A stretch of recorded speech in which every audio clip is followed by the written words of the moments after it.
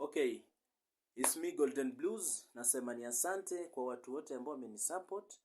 Watu wamefika kwa YouTube, wamesubscribe. Licha alikuwa anamwambia niko na kadhaa za kufanya na hiyo program iko inaendelea. So tuko tuna record, tunafanya kitu. But kuna hii show nimefanya juzi. Na hii show nimefanya huko Western juzi. Na hiyo show si ati kwamba yani nilikuwa tu napita pita natembea. Wajamaa wakasema wewe ni msanii mkubwa, lazima utuwakilishe, lazima ufanye show, lazima uperform.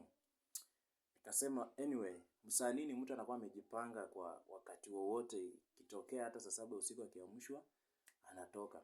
But kuna hii issue. Kuna hii issue yenye niko nataka kuongelea.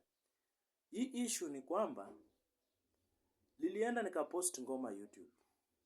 But after kupost hiyo ngoma YouTube nikaweka paka Facebook link na nini na nini. Watu wamekuwa kicomment through my link badala ya kucomment pale kwa YouTube, wako wana comment direct kwa messengers, wengine wananitext paka WhatsApp kwamba hiyo show sijui ni aje, haijavutia, sijui nini au kufanya fiti. Okay, ni sawa, lakini mungeenda muingie tu pale, muendelee kuview and then mfanye nini? Mcomment pale.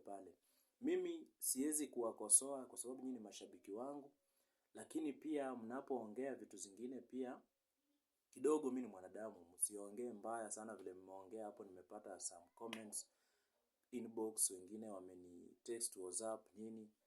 Ndio tunaanza kupiga show, tutazidi kupiga show na tutaendelea, na tunataka December tupige show kadhaa.